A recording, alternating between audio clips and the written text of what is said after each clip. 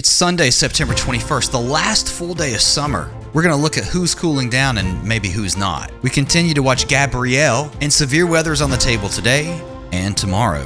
Plus, we're looking at some big picture things too as to what's going to be impacting our weather over the coming days. Welcome to the video today, guys. Let's start with the large picture.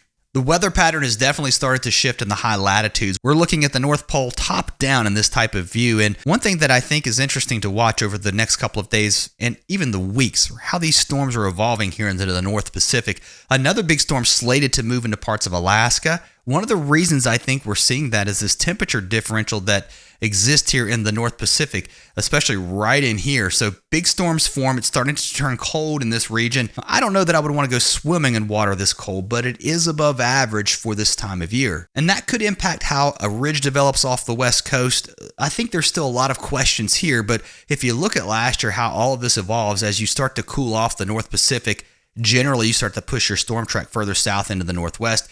We had that last year with a screaming Pacific Northwest jet that just shunted all that cold air and kept it locked up further north longer into the winter.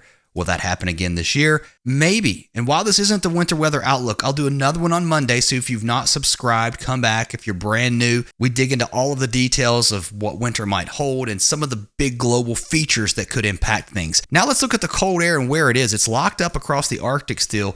Something that we're seeing across the states, this right here, guys, is 850 millibar temperature. So go up a couple thousand feet. Temperatures at this level aren't impacted by the heating of the day and the cooling of night. So typically this is something when you're forecasting, you look at where the cold air is, and you can also see where the warm advection is, the warm air moving rather, all the way north into the Canadian prairies. But one thing that I think is interesting as we head into October, the GFS has been hinting at this. If you look at the Weather Prediction Center forecast temperature outlook for October, you're starting to see some cooler forecasts come out. And I think it's because of this piece of cool air that might break off.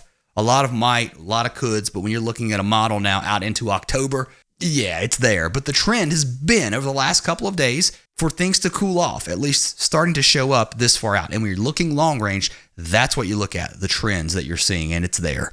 All right, here's what we're looking at with the satellite. Gabrielle clearly showing up. That's the big feature. Also, all the unsettled weather here across the central and even into the Great Lakes, and then another storm plowing into the west. This, guys, is going to move through the Rockies into the plains, bringing more severe weather heading into Sunday. A quick look at the tropics. We've got Gabrielle out here. We're also watching another system. The good news is both of these systems expected to curve north, at least Gabrielle. I think the second one, which isn't named yet, the model consensus is to bring it west and also start to curve it off to the north as well as we head toward what now, maybe next weekend. So we're still pretty far out. A couple of members are doing something a little bit different, but this down here would be new development, maybe off the southeast coast. A lot of questions in that phrase. I know there's just too much uncertainty, but I think when there's uncertainty in weather, you want to pay attention at this point. What's pretty certain today, it's not going to rain in Maine. You start looking at those things. What's uncertain is the expanse of the severe weather that we're going to see. I do think there's a good chance of some strong storms across North Texas into Oklahoma, a lot of wind shear here. And then tomorrow, that system that's diving into the northwest, it moves east, so our storm chances go up again in this region. A little bit different, though, a little bit further to the north, also into the west.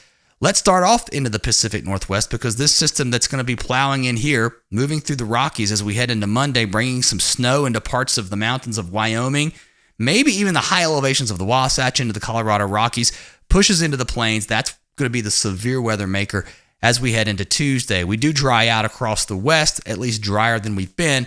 But this upper low that's moving towards Southern California, it looks like it's going to bring some more rain across this region.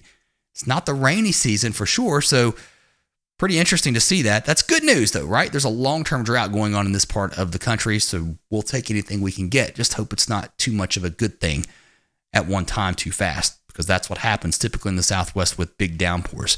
Temperatures held back today just because of the rain. Some cooler weather moving into the Pacific Northwest, also into the really along the U.S.-Canadian border, but not too bad for this time of year. It certainly could be a lot colder for the first day of fall, where snow is notorious again here. All right, across the southern plains, this is where the severe risk is going to be the highest as we head into today and into tonight. Once we get into the afternoon and evening hours, these storms will start to fire up across southern Oklahoma into North Texas, and then further east into Arkansas and Missouri. And as far north, I think, as Illinois and Indiana. There could even be a few strong storms into parts of southern Minnesota. Moving this out ahead in time, tonight the rain increases across eastern Missouri through the rest of Illinois into Indiana. So a wet start early on Monday morning, I think, from Detroit down to Indianapolis. If it's not raining in Indy, the rain is just to your west. And then rain picking up through the day as we move south toward Louisville, Memphis, Bowling Green, and then back to Little Rock. As we head into tomorrow, here comes that energy moving out of the Rockies into the plains. So storms start to fire across Kansas as we head into the afternoon and evening hours, and then even further north into Nebraska and Iowa. Some of these could contain some damaging winds, some hail. An isolated tornado can't be completely ruled out, especially with your upper level support getting the strongest across parts of Oklahoma. And then that moves east as we head into early Tuesday morning. This right here could be a heavy rainmaker. This upper low also is going to cut off. And then as it does, you're going to just see the rain showers stick around. On the southern side of this where it's unstable, you've got some cold air aloft. I think severe weather heading into Tuesday is something to watch here from central Arkansas all the way down into Texas. As this low sits here like this and spins, you'll get some kind of front here, some sort of forcing, and that would cause your severe weather. And then cool and damp underneath of this. A steady rain, I think, moving into parts of Kentucky and Tennessee, even Mississippi. Here's a look at your temperatures today. We're definitely going to be cooling down the further north you go, and also the further east as we head into Missouri and Arkansas through the week as we get more clouds. But hot across Texas on Monday. Some cooler weather on the way behind our system as we head into really Wednesday. It's going to take a little while to feel that in Texas, but you'll notice it. Highs get knocked back from the triple digits, at least back into the maybe 70s in some cases. The extreme southern part of Texas, though, staying hot.